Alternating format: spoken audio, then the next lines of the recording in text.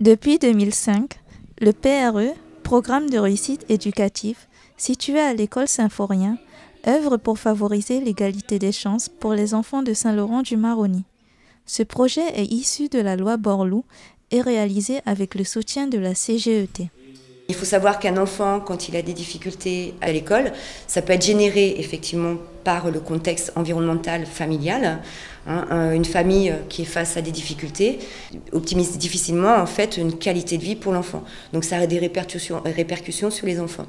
Donc nous prenons en considération donc l'enfant, ses problématiques, surtout ses besoins, et on met tout en œuvre pour l'aider et l'accompagner, ainsi que la famille dans le cadre social. Le principe, en fait, c'est que des enfants en difficulté diverses sont signalés par le biais des enseignants et envoyés donc vers l'équipe de réussite éducative qui envoie ces enfants en fait dans des ateliers pour les aider à dépasser certaines difficultés scolaires, mais qui peuvent être également familiales ou sociales. Nous travaillons avec 11 écoles sur Saint-Laurent, donc réparties sur tout Saint-Laurent. Effectivement, il y en a beaucoup plus, mais actuellement, 11 peuvent bénéficier du soutien du PRE. Donc c'est aussi bien à La Charbonnière, Ballaté, les écoles ici, et en ville, nous avons 2 écoles, ainsi qu'au Sable Blanc. Ce programme a pour objectif principal de favoriser l'épanouissement de chaque enfant. En fonction de leurs besoins, on met vraiment un parcours en place pour l'enfant, avec tous les besoins en fait, comment vont être analysés et donner tous les moyens pour pouvoir réussir son chemin de vie. Les enfants qui sont là, il y a des besoins différents. Ça peut être des besoins en termes d'attention, de concentration, d'activité, de se recentrer sur soi, d'écouter les autres, de vivre ensemble.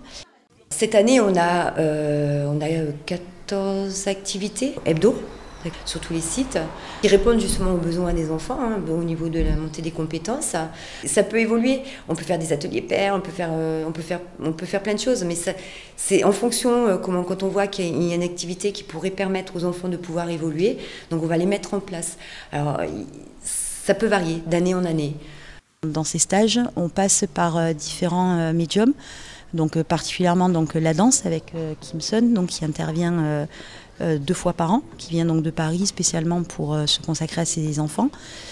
En même temps, en parallèle, on utilise tout ce qui est art visuel, énormément, donc tout ce qui va être approche de la motricité, de l'observation, des couleurs. Et enfin, le 3e pôle qu'on utilise, c'est le langage, puisqu'en fait, le dialogue, c'est important de pouvoir s'exprimer.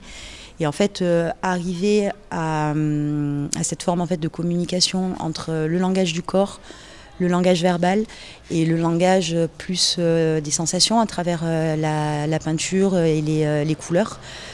Cette année, en partenariat avec plusieurs associations et autres collaborateurs, le PRE travaille sur le thème de la citoyenneté. On a un gros souci. Les enfants, ils ont du mal. Alors, c'est pas tant les enfants, mais je pense que c'est favorisé par l'adulte, la différence des couleurs.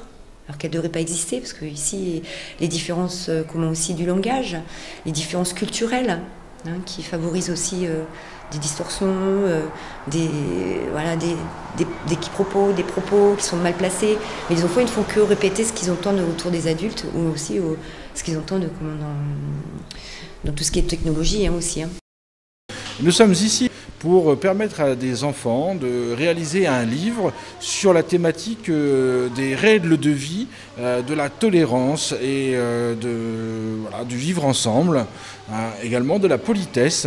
Donc ce livre s'appellera La balade de la fille aux cheveux jaunes et parlera d'une petite fille qui, sortant de sa maison, découvre que les gens sont parfois différents, qu'il faut faire avec ces différences pour les accepter. C'est ce qu'on appelle la tolérance et que pour se faire bien accepter, il faut utiliser les règles de la politesse, les bonnes manières, bon fessier, bon manie, et que toutes les personnes qu'elle rencontre, tout simplement en leur disant bonjour, en s'adressant à elle et en ayant une bonne relation, ça lui permet d'être dans un environnement positif, favorable et de vivre en harmonie avec les gens, même si parfois ils sont différents de nous.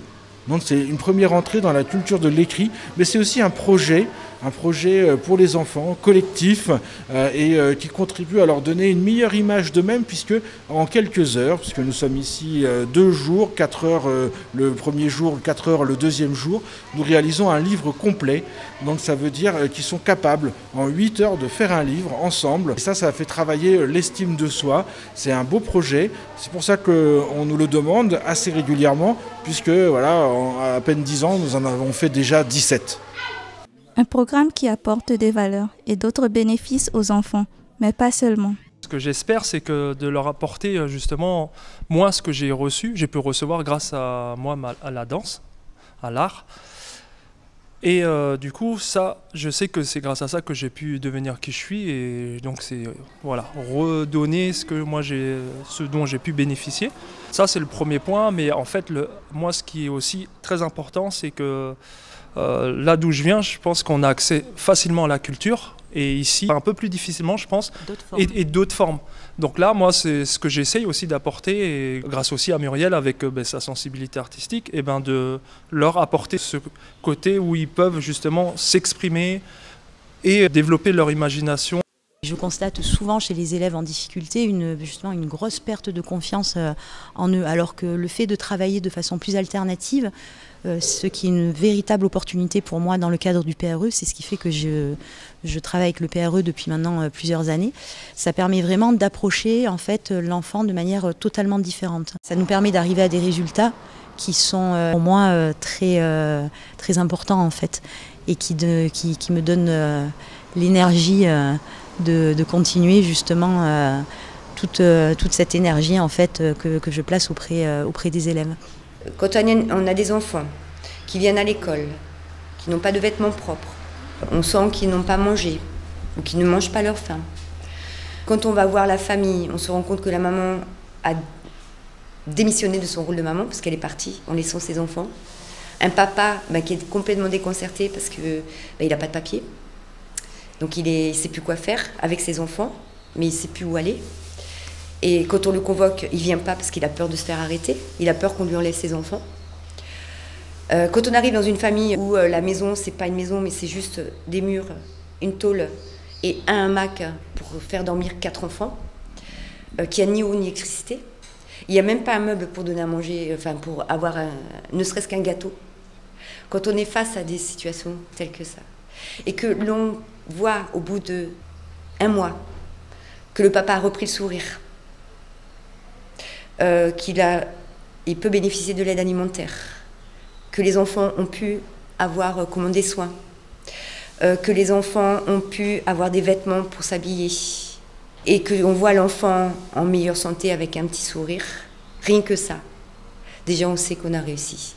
Mais on ne s'arrête pas à ça, parce qu'après on se bat pour que le parent puisse avoir ses papiers, pour avoir un travail, parce qu'on les accompagne aussi dans ce sens-là.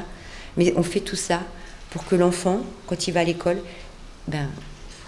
il a le sourire. Un projet efficace tenant à cœur les membres de l'équipe du PRE qui font leur possible pour aider chacun de ces enfants pleins de potentiel à bénéficier d'un meilleur avenir et qu'on espère tous voir réussir.